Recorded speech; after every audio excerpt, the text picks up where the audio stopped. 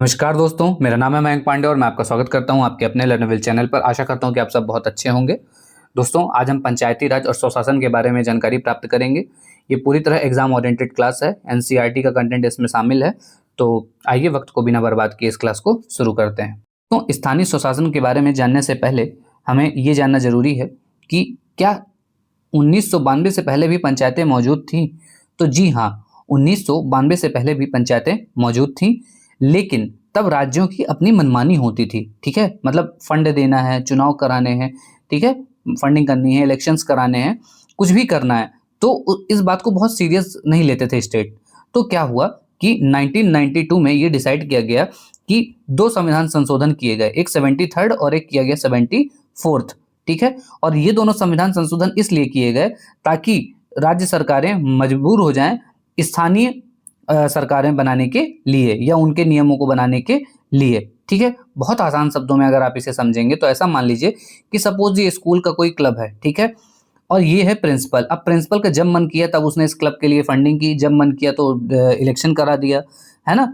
मतलब अगर कुछ जरूरत है तो क्लब की बात अनसुनी कर दी। लेकिन जब इसके ऊपर की अथॉरिटी ने, प्रिंसिपल के ऊपर की अथॉरिटी ने कुछ रूल्स और रेगुलेशंस बना दिए कि आपको इस क्लब के लिए ये सारे काम करने ही करने पड़ेंगे, तब इस प्रिंसिपल की मजबूरी हो गई। तो यही आपका प्रिंसिपल स्टेट है और ये आपके पंचायती राज वाले सिस्टम है सारे। ठीक है, तो इनकी जो स्टेट्स हैं, राज्य हैं, उनकी मजबूरी हो गई कि वो ये सारे काम करने के लिए बाध्य हो गए। ठीक है, ऐसा क्यों किया गया, अब बात समझिएगा।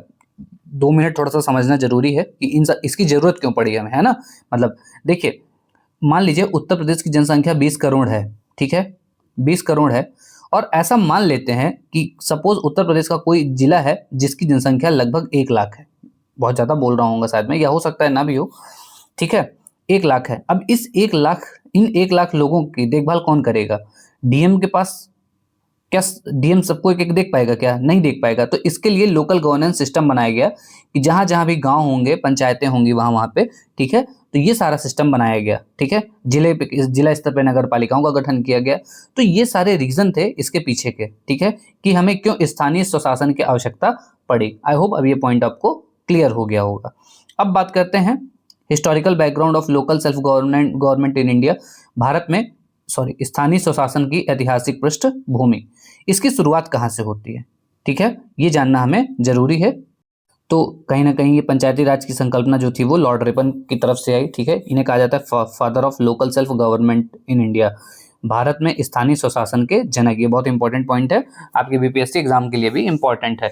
इसी पे गांधी जी का भी दृष्टिकोण है ग्राम स्वराज्य के बारे में। इसमें पावर्स का डिसेंट्रलाइजेशन किया गया, मतलब की बात कही गई। ठीक है, पावर का विकेंद्रीकरण करने के लिए उन्होंने कहा। ठीक है, केंद्र से सत्ता का हस्तांतरण एक तरह से कह सकते हैं। ठीक है, और पीके थुंगन कमेटी भी बनाई गई थी 1989 में। उन्होंने भी कहा कि पंचायती राज को क्या किया जाए, संवैधानिक दर्जा दिया जाए। और कहीं ना कहीं इन्हीं के प्रयासों के बाद या इसी समिति के बाद 73वां और 74वां संविधान संशोधन भी आए। ठीक है, अब इनको बहुत अच्छे से समझते हैं। ठीक है, अच्छा एक बात और समझिएगा कि ये आया तो 1992 में बात आई। ठीक है, 1992 की बात है, 73वां 74वां संविधान संशोधन। लेकिन किसी भी संविधान संशोधन के बनने और उसके लागू होने के बीच में एक समय गैप होता है। ठीक है, कभी कभी ऐसा होता है कि पृष्ठभूमि पर लागू होने में समय लग जाता है। तो 1993 में ये लागू किए गए थे। ठीक है, ये बात याद रखिएगा। अब बात करते हैं, यहाँ पे थ्योरेटिकल चीजें हैं सारी, कि लॉर्ड रिपन की संकल्पना, भारत में स्थानीय स्वशासन के जनक, ग्राम स्वराज्य सत्ता, ये गांधी जी का दृष्टिकोण था। ठीक है, स्थानीय सरकारों और संवैधानिक निकायों को संवैधानिक दर्जा देने की सिफारिश, सॉरी पीके थुंगन समिति, ये याद रखिएगा, जो पीके थुंगन कमेटी थी 1989 में जो बनी थी, इसने स्थानीय सरकारी निकायों को संवैधानिक दर्जा देने की सिफारिश की थी। इसके बाद संविधान में भाग 9 और 9A जोड़ा गया, 9A जोड़ा गया। ठीक है, 73वें और 74वें संविधान संशोधन के द्वारा, ये पार्ट भी याद रखिएगा।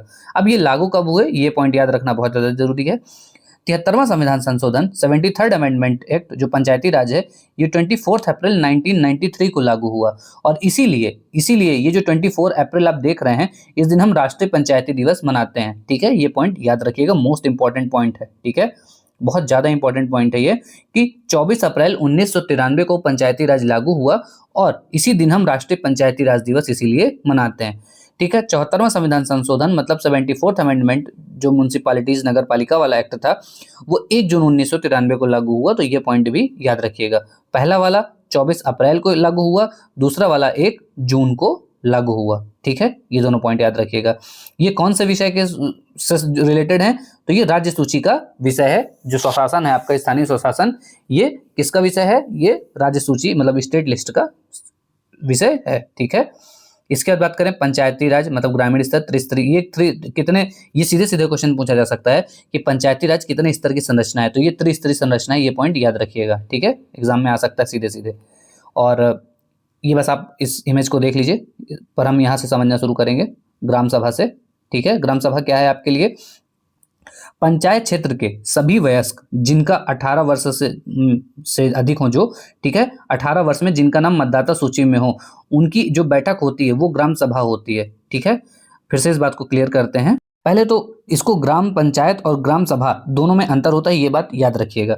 ठीक है, तो पहले हम बात करते हैं ग्राम सभा की। ठीक है, अब बात समझिएगा, ग्राम पंचायत और ग्राम सभा दोनों अपने आप में अलग अलग टर्म्स हैं। ठीक है, ये हो गई आपकी सभा और ये हो गई आपकी पंचायत।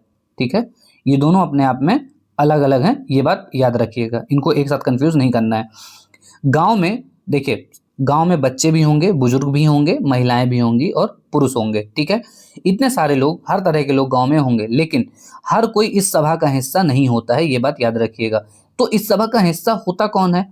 केवल वो लोग जिनकी उम्र 18 वर्ष, मैं फिर से इस बात को क्लियर करता हूं, ये आपकी सभा है और ये आपकी पंचायत है। ठीक है, अब बात समझिएगा, हर कोई सभा का हिस्सा नहीं होगा। इस सभा का हिस्सा होगा वह इंसान जिसकी उम्र 18 वर्ष हो और 18 वर्ष हो चुकी हो और उसका नाम मतदाता सूची में हो। ठीक है, जिनका नाम वोटर लिस्ट में दर्ज है वही ग्राम सभा बनाते हैं, ये बात याद रखिएगा। ठीक है, और ये ग्राम पंचायत क्या है? तो ग्राम पंचायत एक इलेक्टेड बॉडी है। ठीक है, जैसे प्रधान और उसके सदस्य। ठीक है, ठीक है, और ग्राम सभा कौन होती है? इस बॉडी को चुनने वाली बॉडी होती है। ठीक है, ग्राम सभा कौन है? इन्हें चुनने वाली बॉडी है। ठीक है, आई होप ये पॉइंट क्लियर होगा कि सभा और पंचायत में अब क्या अंतर है। पंचायत में ग्राम प्रधान और उसके सदस्य आते हैं और इस सभा में वोटर लिस्ट वाले आदमी आते हैं। ठीक है, सपोज कोई गांव है और उसकी जनसंख्या 5000 है। ठीक है, लेकिन वोटर लिस्ट में नाम सिर्फ 3000 लोगों का है, तो वो 3000 लोग इस सभा के सदस्य होंगे। ठीक है, आई बात समझ में?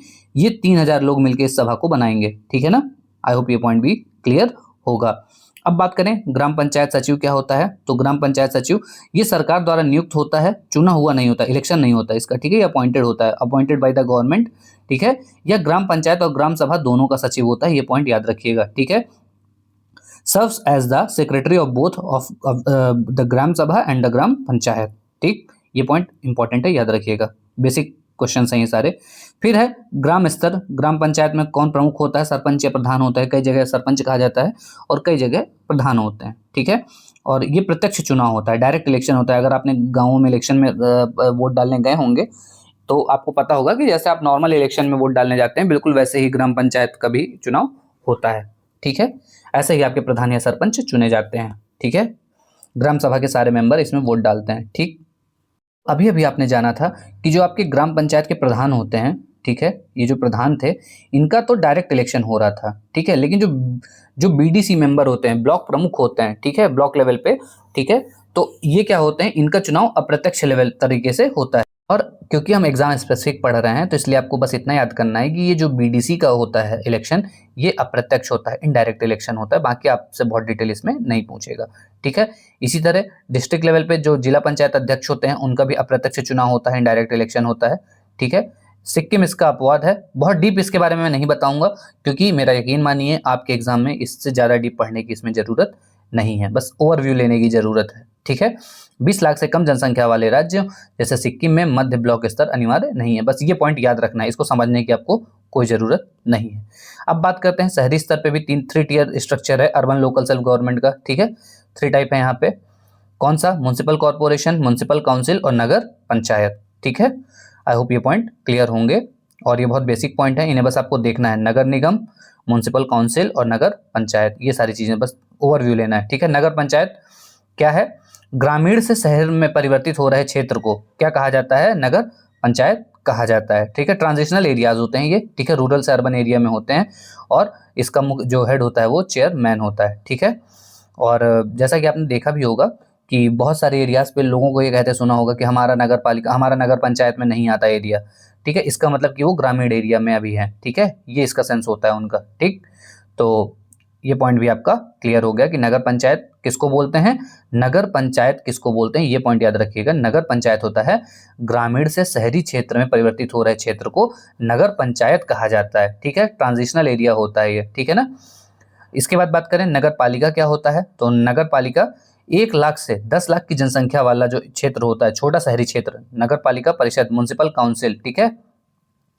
तो 1 लाख से 10 लाख, 1 लाख से 10 लाख के बीच का जो क्षेत्र है, छोटा शहरी क्षेत्र है, वो होता है नगर पालिका परिषद, ठीक है। ऐसे इतनी जनसंख्या होनी चाहिए इसके बीच में।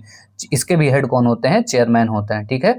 इसके बाद इन सब का भी इलेक्शन होता है ना।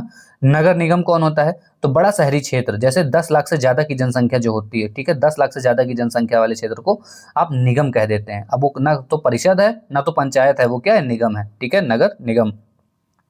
म्युनिसिपल कॉर्पोरेशन, इसमें क्या होता है, इसके जो हेड होते हैं वो महापौर या मेयर जिनको बोलते हैं वो होते हैं।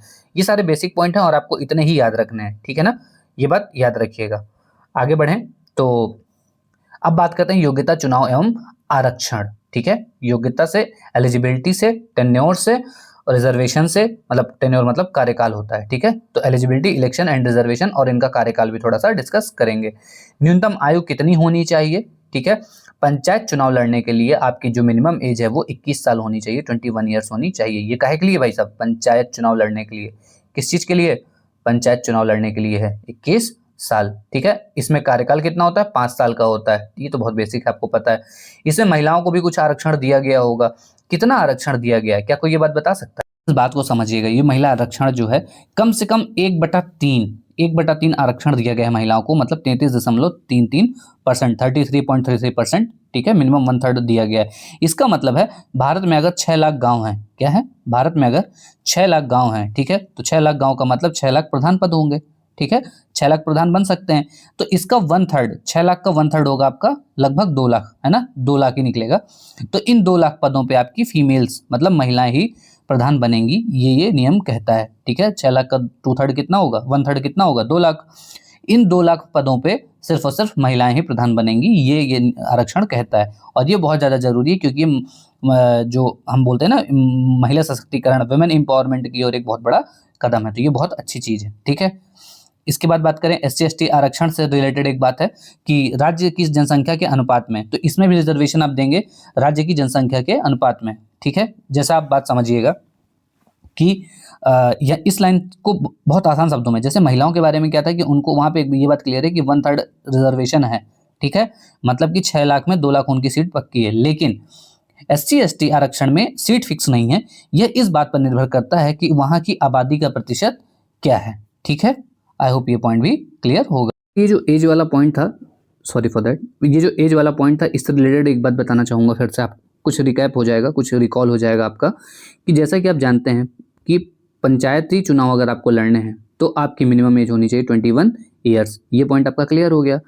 वहीं पे इस बात को जरूर याद रखिएगा कि वोट आप 18 साल से डाल सकते हैं, ठीक है, 18 या इससे ज़्यादा हो गए, आप 18 प्लस हो गए, 18 प्लस, तो आप वोट डाल सकते हैं, ठीक है। लेकिन अगर आपको पंचायत के चुनाव लड़ने हैं तो आपकी उम्र होनी चाहिए 21 साल। तो इसमें वोट से और इलेक्शन डेट से, ठीक है, कंफ्यूज नहीं होना है, ठीक है। वोट आप डालेंगे 18+, मैं फिर से इस बात को रिपीट करता हूं, और इलेक्शन आप लड़ सकते हैं पंचायत के 21 साल की उम्र से, ठीक है। अगर आपको लोकसभा के या विधानसभा का चुनाव लड़ना है तो आपकी उम्र कितनी होनी चाहिए, क्या आप बता सकते हैं? तो आपकी एज होनी चाहिए 25 ईयर्स, ठीक है। नेक्स्ट बात करें अगर हम अपने अगले टॉपिक की तरफ चलें तो राज्य चुनाव आयुक्त, ये राज्यपाल द्वारा नियुक्त होते हैं, ठीक है। इलेक्शन कमीशन जो स्टेट के होते हैं इलेक्शन कमिश्नर, इन्हें गवर्नर नियुक्त करते हैं, ये पॉइंट याद रखिएगा। और इन्हें आप हटाएंगे कैसे, तो इन्हें हटाने की प्रक्रिया केवल उच्च न्यायालय के न्यायाधीश के समान होती है। जैसे आप हाई कोर्ट के जज को हटा सकते हैं, ठीक है, वही प्रोसेस है इनको हटाने का। ये पॉइंट इंपॉर्टेंट है, प्लीज़ याद रखिएगा, ठीक है। अब तक नहीं पूछा है, लेकिन ऐसा नहीं कि एग्जाम्स में नहीं आया है, क्योंकि पूरी तरह ये NCERT का डेटा है, ठीक है। और NCERT आपके आर्टिकल्स में कम फोकस करती है, थ्योरीज पे ज़्यादा अच्छे से एक्सप्लेनेशन देती है, ठीक है। आगे बात करते हैं अनुसूचियां एवं आयोग, कुछ बहुत स्केड्यूल्स एंड कमीशन हैं, बहुत बेसिक हैं, इनको जानना जरूरी है आपके लिए। अब 11वीं अनुसूची में पंचायती राज के 29 विषय हैं, ठीक है। पंचायती राज का 11वीं अनुसूची में नाम है और 29 विषय हैं। इसके अलावा अगर हम बात करें कि 12वीं अनुसूची किससे संबंधित है, तो ये नगर पालिका से संबंधित है, म्यूनसिपैलिटीज से, और इसमें 18 सब्जेक्ट हैं, लगभग 18 सब्जेक्ट हैं, ठीक है। और राज्य वित्त आयोग क्या है, राज्य वित्त आयोग को जानना बस इसका थोड़ा सा ही जानना जरूरी है कि राज्यपाल द्वारा हर 5 वर्ष में इसका गठन किया जाता है।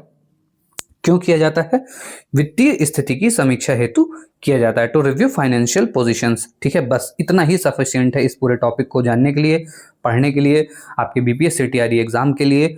आई होप ये सारे पॉइंट क्लियर होंगे। हमने विद इन 15 to 16 मिनट्स ये सारा कंप्लीट कर लिया है। आई होप आपको ये क्लास बहुत अच्छे से और बहुत आसान तरीके से समझ में आई होगी।